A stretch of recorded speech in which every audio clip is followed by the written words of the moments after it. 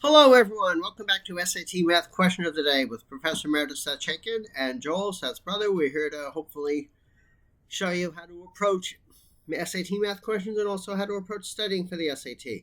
One great way to study for the SAT is to sign up for the College Board and log into the free Academy questions, Khan Academy questions. They break the SAT up into about 40 topics, and they give you 20 questions per topic, 5 questions per level, 4 levels. And you do these 800 questions, you'll be very well set for the SAT. Today we're doing the 5 hardest questions, but we already did one. So we're going to do the 17th question in this level on table data. Okay, without further ado, please read it, try it, pause the video, come back, and we'll try to do it here. 17. That's right. Great. 17, 8, 17. No, 16. We're doing this. I don't know. Okay. 2 civil engineers conducted a study of firefighting practices in South Africa. They considered 3 different municipalities, okay, ABC, and classified the type of fire incidents reported by the fire departments in each region. Okay. Got it? Based on the information provided above as a fraction, what is the relative frequency of fire incidents that occurred in Municipality C? So we're limiting our view to only Municipality C that were not automobile accidents. So that's just these 2, right? Which is 26 divided by the total here, which is plus 18. Right. So 26 and 18 is a 4. 44. Right? So that's 26 over 44. Now you need to simplify. 13 over 22. Okay, so being that it's one of the harder questions on table data, and the only way to get to a hard question is to do all the easier questions, this does not seem particularly hard as long as you follow what is going on. And it's sort of a conditional, it's not conditional probability. I guess it is. It with you, Seth, when you consider this? Yeah. Right, because you have the condition that you're only considering. But it's conditional. Only the conditional means that the first step is to ignore 2/3 of the table, Right. and then you concentrate on the remaining part of the table that's relevant, and forget about the term conditional. Right. Yes. That's right. You only apply the conditional thing once. Once you apply the conditional thing, you're done, and then you've already. In other words, you reduce a conditional problem to an unconditional problem. Yeah. By applying the condition. Right. Got it. Simple idea. Yeah. Okay. So it wasn't too bad. After them, they'll watch out that it is not, and they underline not. Yes. So you carefully cross out the ones that are no, and the remaining ones are yes. You pick the yes ones, add them together, and then the base with a fraction is all of them. All of them that meet the initial condition. Yeah, all. Yeah. But the bottom, and then do the arithmetic. Right. Yeah. See, I mean, you need practice with these. And Khan gives you more than enough practice. You'll have 20 questions. The last level is 16. Carry the 1. 8 and 8 is 16. Carry the 1. 1 and 1 is 2. Yeah. And then if you have the other one, 18 plus 18 plus 8. 8 times 3 is 24. Carry the 2. 2 plus 1 plus 1. 2, 3, 4 is 44. Right. And then, so you get your,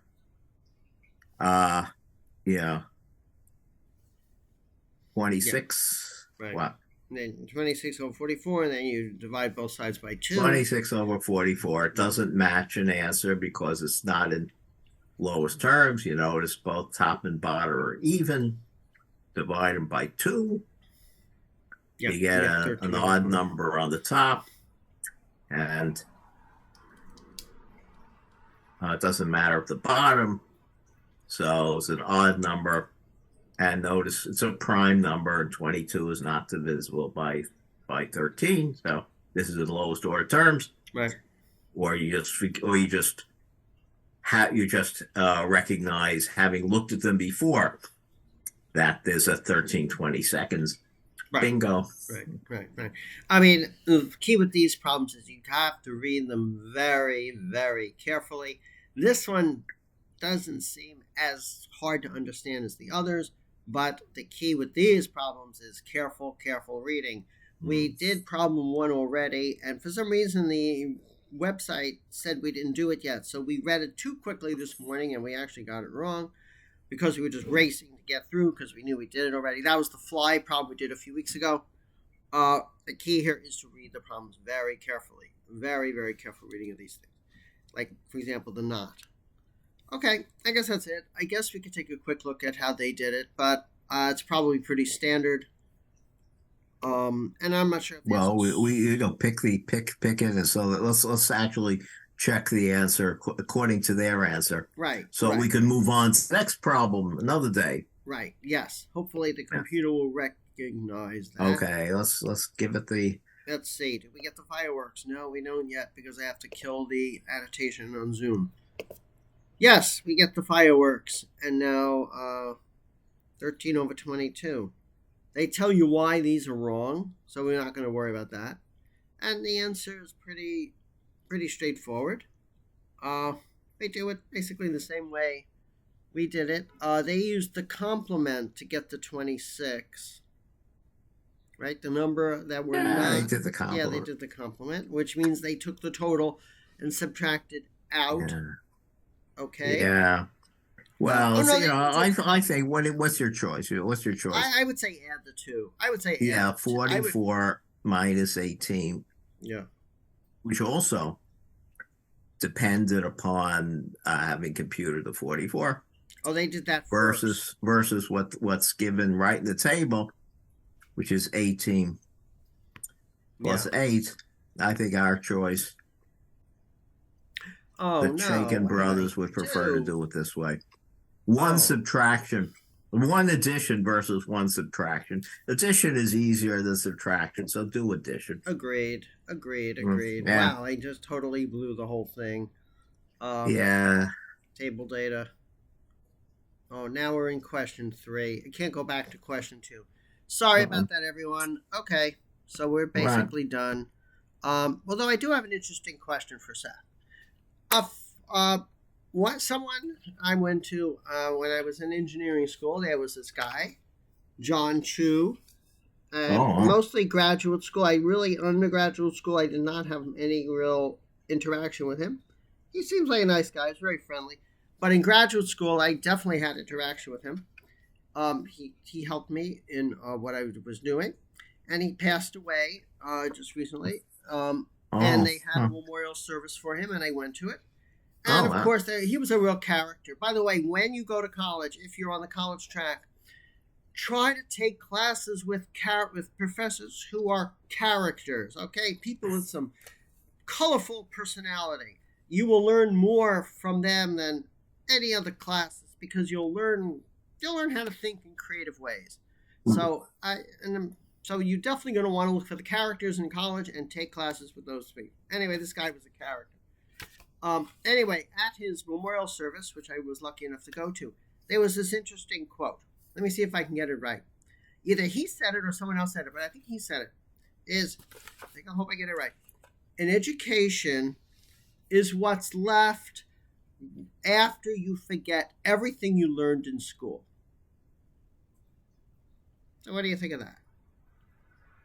An education is what's left after you forget everything that you've learned in school. I mean, I think there's something to that. I mean, I went to engineering school, and No, I don't. Do you think I remember how to solve? I don't think I remember how to solve. I don't think. Maybe there's 2% of the problems right now. If I Mhm. went back and I took all the tests I took in engineering school, I could Mhm. probably do like maybe 5% of the questions. Right now, you forget Mhm. all the details. You forget all that stuff. But you learn how to think. You learn how to approach the problems, and that's the education. So, what do you think of this guy now, Seth? Has taught at a university since from 1980, University of Albany, from 1980 to what, like 2017, 16, 15? When did you? 15. 15? That was. Well, that's a Oh. lot of math. That's 20. That's 35 years. Yeah, yeah. So So, what do you think of that? In education, it's what's left. well, uh, well, it depends. Well, I would react this way. I'd react this way that you know, oh, depend it that the you that the use of your education involves uh, either involves some mixture of learning new things or mixture of learning new things and relearning things that you have forgotten. But what about learning how to think? You didn't say that. Well, Well, learning how to approach oh, problems. it's Learning how. the other, it's not a scientific statement. Okay. It's not uh, oh, what it's after everything you've learned in college has been forgotten. Well, I do you know it's a little bit. classify as learning as one of the things that you've learned is thinking versus No, no, facts? no, no, no. They. I think the idea is that after an education is what's left. After basically you forgot all, let's say, the details, all the. Well, you may have, but when you apply your education, you work with details. Right, right, And so some of depending on the projects that you undertake, some of those details were details that were taught in college. And if you've forgotten them, you will relearn them when you need them. Other details are new, and so you learn new things. However, the result of the education is to make learning new things and learning the things that too says you have forgotten faster, more efficient, and more usefully. right, right. So the So education you is could what's left. say education, the an outcome of education is learning to think. Right, right. But you would not, I doubt that he would say that one of the things that you have forgotten when you have your education is to have forgotten how to think that you had learned in college. Well, of course, of course, of course. Obviously. Yeah, Yeah. you're absolutely right. Yes, Yeah. Yeah. learning So how to think. Right.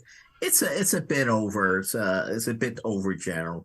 You mean I don't a know. little silly? Well, the guy had a personality. He would generally say silly things. Yeah. He Yeah. walked around. On the other hand, it might be another phenomenon that happens. Another phenomenon that happens is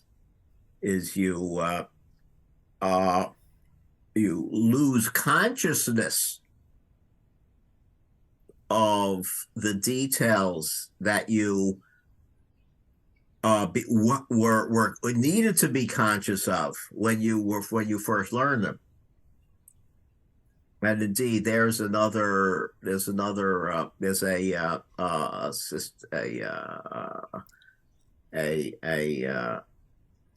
somebody's, you know, somebody's description of levels of competence ranging from, ranging from beginner to expert.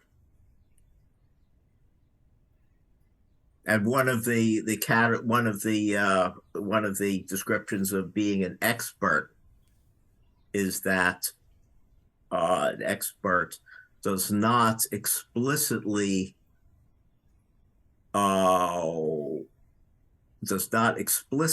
think in conscious terms of the rules.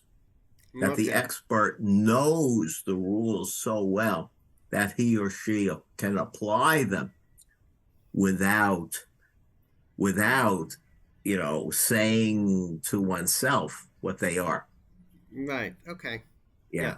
Yeah. So does that mean that the expert has forgotten? No. But he says, two says that education remains when you've forgotten everything you've learned. Yeah, it's like a quiz. But forgotten means it's completely lost from your brain, or does it mean that it's not before your conscious mind?